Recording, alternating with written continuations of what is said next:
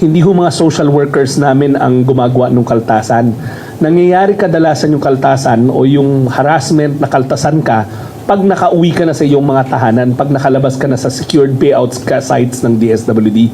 Inireklamo ng Department of Social Welfare and Development sa Office of the Ombudsman ang 14 na barangay official mula Haro at Arevalo, Iloilo matapos mapag-alamang kinakaltasan ng 8,000 hanggang 9,000 peso ang 10,000 pisong ayudang natatanggap ng mga benepisyaryo sa ilalim ng Assistance to Individuals in Crisis Situation o AIC program. Humaharap ang 14 na incumbent barangay officials sa patong-patong na reklamo ng grave misconduct, violations sa Anti-Graft and Corrupt Practices Act at abuse of authority. Hindi ho mga social workers namin ang gumagawa ng kaltasan.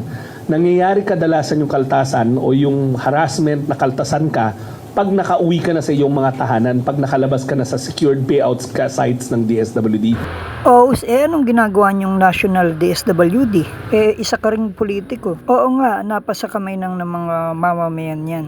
Anong measure ang magagawa ninyo para hindi mapakialamanan yan? Idiretso nyo dun sa bank account ng mga mamamayan. Pag dumadaan kasi dito sa mga probinsya yan, mga LGU o barangay na magkakakutsaba, napapakialamanan talaga ng politiko at mga kurakot, baka kaalyado nyo sa politika. Sana nga po, maski hindi ninyo kaalyado sa politika, dito sa mga kaprobinsyahan, tama, tawagan kayo. I-open nyo yung linya ninyo para matawagan kayo at para hindi na dumadaan nyo sa mga maiepal ng mga palasalita ang ngaw-ngaw ng mga politiko bago ibigay yung mga ayuda mula sa DSWD. Kahit mga ayudang mga food supplies hindi nakakarating. Nung bagyong Pepito at saka bagyong Uwan, marami nagrereklamo hindi nakatanggap o mabagal dumating o inuuna ang mga kapolitika na mga barangay. Kayong DSWD National walang masyadong ginagawa para maibsan yan, mawala. Mahina kayo mag-research. Nagpupunta nga kayo ng probinsya pero hindi nakita yung sitwasyon ng mga napapabayaang mamamayan. Sana kinausap nyo yung hindi mga nakatatanggap ng mga ayuda, ng mga, yun nga, yung MAIX na yan, yung mga AIX na yan. Hindi naman ang kasama nyo mga politiko na trapo. Lagi saan kayong probinsya nagpupunta, yung politikong kinakain kayo, hindi kayo binibitawan. Ang puntahan nyo yung mga masa, yung mamamayan, yung nasa laylayan ng lipunan. Yung kung opisina nyo rito ng region o di kaya national, doon direktang pupunta yung mga mamamayan.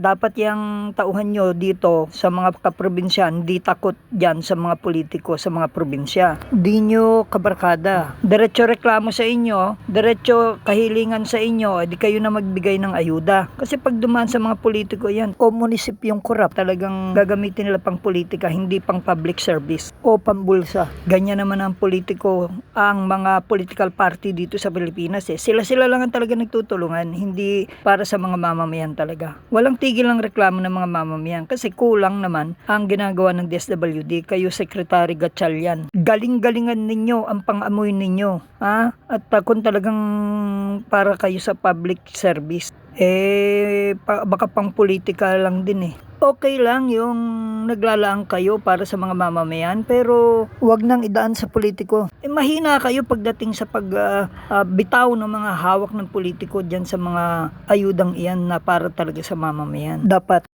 yung 40 na barangay officials na kinasuhan, Diyos ko, konti lang yan. Sa bawat lalawigan, higit lang sa 14 ang pwede nyong kasuhan. At mga mayor, mga governor, congressman, na mga nakikialam dyan, kahit pa mga senador, kasuhan nyo, kung kaya ninyo. Kung tunay nga kayo. At ang ating presidente, Bongbong Marcos, kung di nyo kayang sawatain ang korupsyon sa Pilipinas, dapat pare-pareho kayong i-firing squad kung pagtibayin yung i-firing squad yung mga korap. Hindi mangyayari dahil korap nga yung magagawa ng batas di ayaw nilang sila unang ma-firing squad. Kulang na kulang tayo ng mga parang Sol Aragones ng Governor ng Lagunang Matitino o di kaya Vico Soto ng Pasig. Karamihan sa Pilipinas trapong politiko, magnanakaw, korap na politiko. Ginagawang negosyo ang politika, ang pagkaluklok sa upuan para magpayaman sila ng kanilang pamilya alipores. Maan din kayo ng mga sumpa ng Diyos sa inyong mga pagnanakaw, pagsasamantala sa mahihirap. Yes, marami ng ganyan na talaga namang namatay na. Intay lang kayo. Darating din yun. O baka madamay ang pamilya nyo, wag naman sana, magbago na kayo. Hindi nyo makadadala sa langit yan, sabi ng Panginoon. Ha? Anong silbi ng buhay ng tao, ang kaluluwa ng tao kung pupunta ng impyerno? Ha? Makamtan niya lahat ng yaman sa mundo. Kung mapapahamak naman ang kaluluwa niya sa impyerno. Wala sigurong nagpapayo sa inyo ng ganyan o nangangaral sa inyo. Kaya kayo'y masyadong makamundo. Naturing ang mga Pilipino pero salot at magnanakaw sa kapwa Pilipino at sa Pilipinas. Tapos honorable pa kayo, kagalang-galang, kapal ng mukha ninyo. Ahiya kayo sa balat ninyo. Isang araw magdurusa din kayo pag dumating na ang parusa ng Diyos sa inyo.